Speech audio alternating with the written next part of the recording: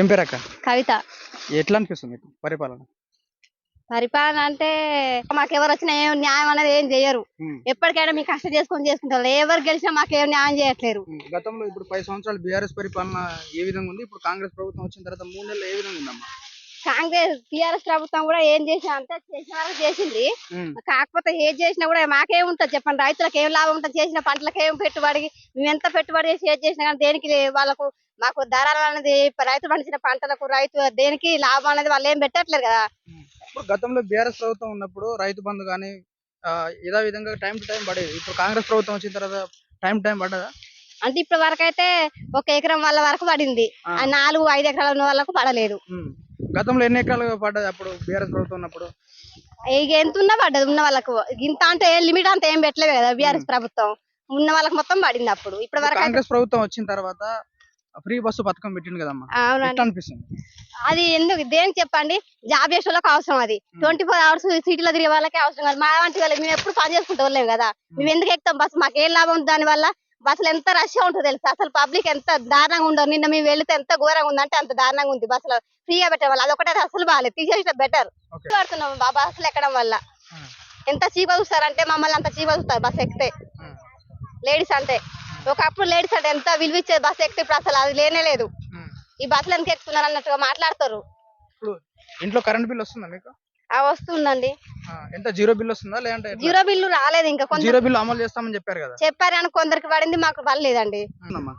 ఇప్పుడు తెలంగాణ ఉన్నప్పుడే కొంచెం రైతు బిందు పడ్డది. ఇప్పుడు రైతు బిందు ఏం పడతలేదు అసలుకే. ఇప్పుడు రైతు బంధు ఒక 2 ఎకరాలు ఉన్న వాళ్ళ వరకే పడ్డది అంటారు. ఈ 5-6 ఎకరాలు ఉన్న వాళ్ళు మాకు రైతు బిందు పడలేదని అంటారు.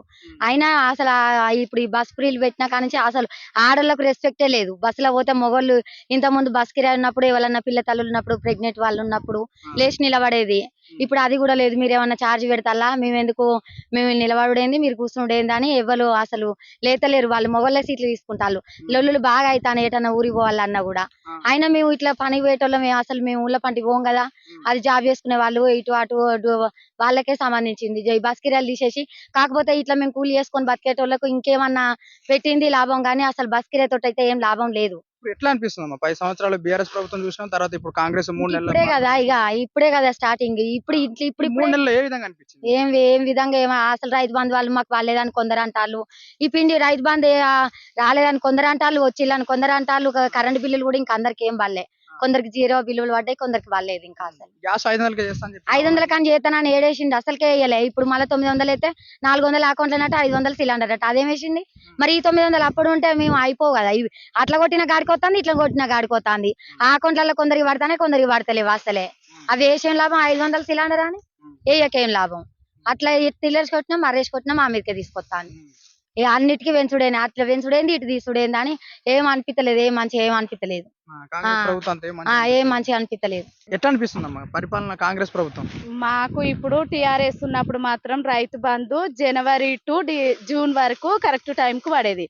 ఇప్పుడు 2వ విడత జూన్ వచ్చేసింది. జూన్ కు పడే డబ్బులు కూడా ఇప్పుడు ఇదేంటిది మార్చి వరకు కూడా ఇప్పుడే పడతాయి అండి. అదొకటి ఇబ్బంది ఉన్నది. 500కు గ్యాస్ అన్నారు, అకౌంట్లోనే వేస్తా అన్నారు. తీసుకునేది ఇప్పుడు గతంలో బీఆర్ఎస్ ప్రభుత్వం 10 సంవత్సరాల్లో ఇది మన రైతు బంధు ఏ విధంగా పడేది? గతంలో ఎన్ని ఎకరాలు? 6 నెలలకు ఎన్ని ఎకరాలు ఉన్నా గానీ వేసిండ్రు. ఎక్కడ డీల్ కాలే. ఇప్పుడు మాత్రము వాళ్ళు చేస్తాను అంటాను కానీ ఎవరు చేసినా మా రైతులకు మాత్రం సహకరించేవారు అయితే ఎవరు లేరు. మాకు ఇంకా పడలేదండి. 5 ఎకరాలు 4 ఎకరాలు ఉన్నది, మాకు ఇంకా అయితే పడలేదు. వాళ్ళేమో ఇప్పుడు 5 ఎకరాల లోపు ఉన్న వాళ్ళందరికీ వేసినామని చెప్తాను కానీ మెసేజ్ వచ్చింది కానీ ఇంకా డబ్బులు అకౌంట్ లో పే కాలేదు. అయితే కావచ్చండి. కాకపోతే ఎవరు చేసినా కూడా మా రైతుల మర్చిపోవద్దు. మేము కష్టపడితేనే రైతు పండిస్తేనే. ఎక్కడ సిటీ ఉన్న ప్రదేశాలకు మాత్రం రైతు అన్నం పెట్టండి ఎక్కడ లేదు కనుక ఎవరు ఏ కాంగ్రెస్ రాని, బీఆర్ఎస్ రాని, టిఆర్ఎస్ రాని ఎవ్వరు రాని కానీ మరి రైతులను ఆదుకోవాలని కోరుకుంటాను. ఇది ఒకటి. ఎండల కష్టపడతాం, ఉపాధి హామీ గురించి కూడా ఎండల కష్టపడతాం. కూలీ రేట్ ఒక 30 రూపాయలే పెంచిండ్రు వాళ్ళు.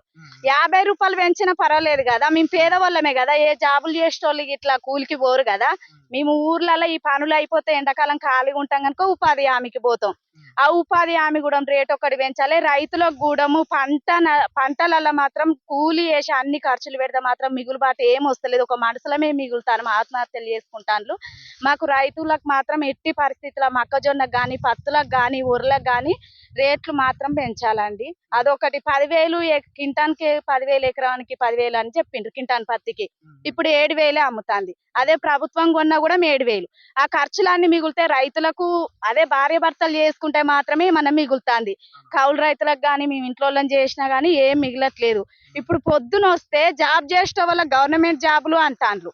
మేము రైతు పండిస్తేనే వాళ్ళ కిలో బియ్యం తినాలంటే కొనుక్కొచ్చుకునే విలువ వాళ్ళకి తెలుస్తుంది. ఎండల బురదల కష్టపడి చేసినా కూడా మాకు ఏం మిగలట్లేదు. అందుకే ఒకటి ఏంది అంటే ప్రతి రైతుకు ఏ బీఆర్ఎస్ రాని, టీఆర్ఎస్ రాని, కాంగ్రెస్ ప్రభుత్వం రాని రైతులను ఆదుకోవాలన్నది ఒకటి కోరుకుంటానండి. ఇప్పుడు గతంలో 10 సంవత్సరాలు బీఆర్ఎస్ ప్రభుత్వం ఉన్నప్పుడు రైతులకు ఎలాంటి కష్టాలు వచ్చింది? ఇప్పుడు 3 నెలల తర్వాత కొన్ని హామీలు ఇచ్చలేదు కాంగ్రెస్ ప్రభుత్వం. సో ఇప్పుడు ఏ విధంగా అనిపిస్తుంది మీకు? ఇక అప్పుడు తను ఉన్నప్పుడు కరెంటు రెగ్యులర్ గానే ఉన్నది. ఇప్పుడు కూడా కరెంటు రెగ్యులర్ గానే ఉన్నది. కాకపోతే వస్తాను పోతుంది. ఇక ముందు ముందు అయితే ఎట్లుంటుందో తెలియదండి. కాకపోతే గ్యాస్ 11 అది 6 హామీలు అని ఇచ్చిండ్రు, 6 గ్యారెంటీలు అని ఇచ్చిండ్రు. ఒక గ్యారెంటీ మాత్రం గ్యాస్ ఓకే అయింది అన్నారు, కానీ 1100 తీసుకుంటాండ్రు. ఇప్పుడు 1100 తీసుకుంటాండ్రు, మీకు అకౌంట్లో వేస్తా అంటాండ్రు. ఇప్పుడు చదువుకోని వాళ్ళకి అకౌంట్లో పడ్డాయో తెలియదు, పలాందో తెలియదు. అదే గ్యాస్ కి ఏదో మాతోటే 500 తీసుకొని గ్యాస్ ఒకటి వేపియాలి. కరెంటు బిల్లులు కూడా కొంత ఫ్రీ అయిందని అంటారు. అది కూడా కన్ఫర్మ్ గా ఈ చదువుకోని వాళ్ళకి కూడా ఏం తెలియట్లేదు. అది జీరో అయినట్టుగా అదొకటి తెలియాలి. ఇండ్లు లేని వాళ్ళకి కూడా ప్రతి ఒక్కరికి హామీ ఇచ్చినవి మొత్తం కావాలన్నది ఒకటి కోరుకుంటాను. ఇప్పుడు ఫ్రీ బస్ అని చెప్పారు కదా, ఫ్రీ బస్సు అయితే ఫ్రీ బస్సు తీసేయడమే కరెక్ట్. గవర్నమెంట్ అన్ని గవర్నమెంట్ నుండి సప్లై అయిన వాళ్ళకే లాభం ఉన్నది. మేము కూలినాలు చేసుకునేటోళ్ళం ఏటన్నా వెళ్తామా అండి? ఎక్కడికి వెళ్ళాం కదా. మేము ఏదో పని ఉంటేనే నెలకొక్కసారో 2 నెలలకు ఒక్కసారే పోతాం. మేము పని లేకుండానైతే అసలు పోం కదా. మేము మా లాంటి వాళ్ళకి ఏం పని? Free bus. గవర్నమెంట్ జాబ్ వాళ్ళకు నెలకు 3,000 4,000 ఛార్జ్ చేసేది వాళ్ళకే తగ్గుతుంది. ఈ వేతనం అన్న తగ్గేదంటే వేతనం బరాబరే వస్తుంది. ఇప్పుడు జీతాలు పోయే డబ్బులు కూడా వాళ్ళకే వస్తుంది. మా పేద రైతులకు ఫ్రీ బస్సు కూడా మేము అక్కడికి రాదండి. ఇంకా అదవరకన్నా మాకు సీట్లు దొరికినాయి, టైం కు కూర్చునేది. వరంగల్ పోతే ఒక్కొక్కరి కాలు చేతులు ఇరుగుతాయి. తొర్రూరు బస్సులు ఎక్కాలంటే ఎక్కడానికి కూడా బస్సు అందు ఉంటలేదు.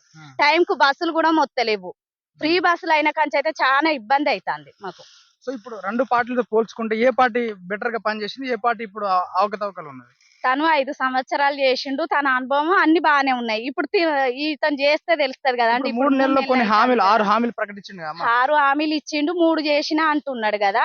ఆ 3 చేసిండ్లు కరెక్టే గానీ ఇంకా అవి కన్ఫర్మ్ మనకు తెలియట్లేదు కదా. 6 హామీల్లో 3 చేసిలని మీరు అంటున్నారు కదా. సో అది ఊర్ల వరకు వచ్చి మనకు 6 హామీలు అమలైనట్టు కనిపిస్తుందా? గ్యాస్ ఫోన్లలో చెప్పడం మాత్రమే కనిపిస్తుంది. ఫోన్లలో అయినాయి అంటే వాళ్ళు వీళ్ళు అంటేనే తెలుస్తుంది. రైతు బంధు మీకు 4 ఎకరాలకు పడ్డాయి అన్నట్టుగా మెసేజ్ వచ్చింది, కానీ బ్యాంక్ లో అకౌంట్ లో డబ్బులు పడ్డాయి అంటున్నారు. 2 ఎకరాలు 3 ఎకరాల వరకు పడ్డాయి అంటారు. 5 ఎకరాల వరకు ఇంకనైతే పూర్తి వాళ్ళే, మరి వస్తాయి కావచ్చు. ఇప్పుడు లోక్సభ ఎన్నికల్లో మళ్ళీ బీఆర్ఎస్ ప్రభుత్వం పుంజుకునే అవకాశాలు ఉన్నాయా, లేదంటే మళ్ళీ కాంగ్రెస్ పుంజుకునే అవకాశం? ఇక అది ప్రజల దృష్టిలో ఎవరి మనసులో ఏమున్నది తెలియదు కదా అండి. మనకు ఎవరి మనసులో ఏమున్నది తెలియదు.